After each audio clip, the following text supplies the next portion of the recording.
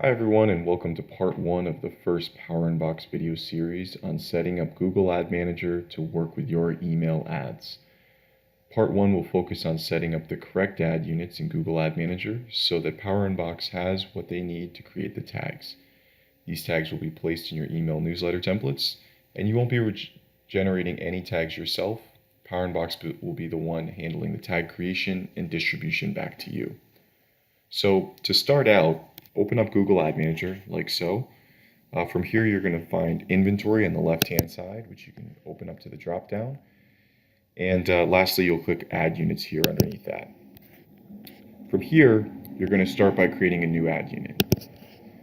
Now, if you've done this before, where you've created a parent already, you might actually want to find that parent first and create the new ad unit underneath that. But to start from the beginning, what we're going to be doing here is creating a parent ad unit labeled PowerInbox Newsletters or PowerInbox Emails or something of the sort.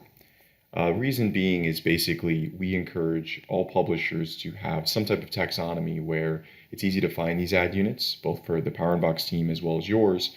And this will go into things like billing in the future, as well as a run of campaigns, or even just us building the tags. It creates a much better organization.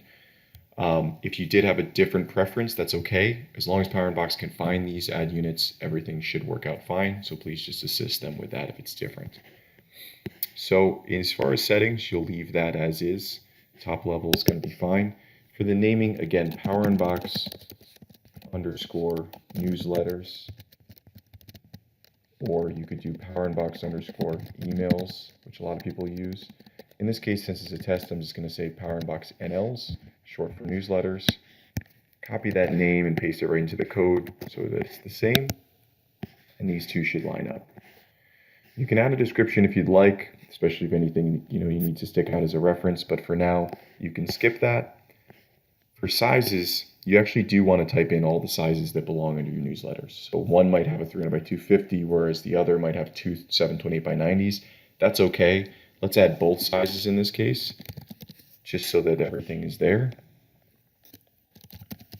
And also make sure that you do add in even the custom sizes that you know of. So if you did want something that maybe is a little unusual, let's say a 600 by 150, just make sure you type it all out and it should populate, and then you can select it like that. Everything else can be left the same. Target window, reward, all these things can be skipped over. You do want to unselect AdSense, and the reason being is just AdSense is not something that's going to work in the email environment. You can use the PowerInbox network to monetize any unsold inventory, so make sure you talk to your account management team about that. But basically, AdSense is not something that has the ability to work in email environment at this time. So make sure that's removed. And then everything else can be left the same. If you did have anything under there like IAS or Moat or anything like that, those things won't work in the email environment. So just make sure that they're removed in this case. Finally, you'll end by hitting save. And then that populates saying ad unit is saved right at the bottom there. And you can just X out. So now that that's been built, I'm just going to search for it again. PowerInbox underscore NLs. Search for that, and it appears here. So once you have the correct ad unit that we just built, the parent ad unit, as we call it, you're going to build each newsletter at the next level. Now, if you're a Google Ad Manager 360 account, you can build many levels. So you can build the newsletters at the next level. At the third level, you can build each individual ad unit. But if you're just Google Ad Manager small business, like we are in this case, you can build one additional level. So we can get more into detail about how you would target each individual ad unit under each newsletter if you did only have the ability to create two levels. But basically, it's using key values, and we'll cover that a little bit later. So the first thing we're going to do now is going to select Add a Child Ad Unit underneath that. It's going to populate a very similar window that we just saw, except for in this case, the parent ad unit is now PowerInbox NLs. In this case, I'm just going to make our daily newsletter because that's something we want to build code for and get tags for. So again, same thing. In this case, we do need an underscore because space won't be accepted for the code. So again, just the name of your newsletter here, the code is going to be the exact same, and it's all under the PowerInbox newsletters parent ad unit. So for sizes, if the daily newsletter only had a 300 by 250, I would just select 300 by 250. If you did have additional sizes you wanted in a single tag, talk to your PowerInbox team about that, but we do offer dynamic multi-size tags. We just need to know what to include in each one. So again, scroll down, AdSense is already removed, and you can hit save. Now, one thing I would mention is if you did have an Ad Manager 360 account, you would have in here the option to make this a special ad unit. We do encourage that, so that way anything that can't run in the email environment doesn't actually come through in like a run of network campaign and essentially cause problems. So an example of that would be if you had a JavaScript tag. So try to avoid any run of campaigns targeting this inventory, and one really good way to do that is by making it a special ad unit if you have the capabilities to. So again, you're just going to hit save at the bottom there, and then you can just X out. So now that this parent ad unit's made, and you can view the new child ad unit that you just made, that's going to help us get the tags. So then you'll select view child ad units here. There's your daily newsletter that you just created. Now, in some cases, you can create additional children. So I can make a single 300 by 250 top and a 300 by 250 bottom if I wanted different targeting options. If you didn't have that capability and you could only make these two levels like I just did, what you can do is just let PowerInbox know when you're requesting the code which key value you're using to target each ad unit. So in this case, if you were using the key value labeled position, just let us know the name of that key value, which in this case is position, and each value that you want to target per ad unit. So if it's position equals top, then just let them know you need one ad unit that's position equals top and one ad unit that position equals bottom. And we can make our tags so that you have two separate tags. You have the ability to target when setting up a line item, each different position using key values instead of targeting the inventory itself.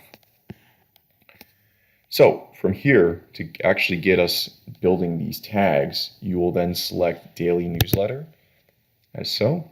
It's going to populate this screen again, but now you can select tags over here right in the center. So from here, you might have seen this type of screen before. In the tag type, you're actually going to change this to mobile application tag. It's just the way our system works. You'll hit continue. It'll populate the tag results here, and you'll actually just need to copy this tag right here. You can just select that button, successfully copies tag to clipboard, and make sure this is associated with your request that you're sending over to the PowerInbox team. So in a lot of cases, we do encourage a spreadsheet that has something like the newsletter name, the ad unit names, any of the sizes, your ESP, which is very important for us to actually build the tags custom to your ESP, as well as anything else associated with these ad units you're requesting. So this would be one of these cells that you'd fill in as well. So once the PowerInbox team has this and all the other information I mentioned earlier, we should be able to build you these tags. Make sure that if you have any questions, you definitely reach out. But that's as simple as it is to set up ad inventory in Google Ad Manager and supply PowerInbox what they need in order to move forward with the ad tag creation. We'll go through in further videos down the line exactly what happens after this, but essentially PowerInbox is going to be sending you an implementation guide, organized very nice and neat so that you can easily access certain newsletters by name, certain ad units and ad tags under those newsletters. Maybe even if you had certain brands, they would be broken out that way. So just let us know the taxonomy that you prefer. We can also work with you in a lot of ways to make sure that there's a very good organization between both teams, since this is very custom. As far as next steps, just let your PowerInbox team know when you have these ready. In certain cases, the PowerInbox team can even help go in and assist grabbing these, because we do generally ask for executive access to your account, which is read-only, which will allow us to also grab all these tags as we mentioned. Once we have all this, we should be able to good to go, send it over to your team. You can start testing, making sure that things look good. Stay tuned for next videos, because we're going to be discussing the delivery, things like line item creation, capabilities, and limitations in email. as well as everything from different external tags that might work in the Google Ad Manager environment, as well as things like native and even things like third-party impression trackers. Thanks, everybody, and have a great day.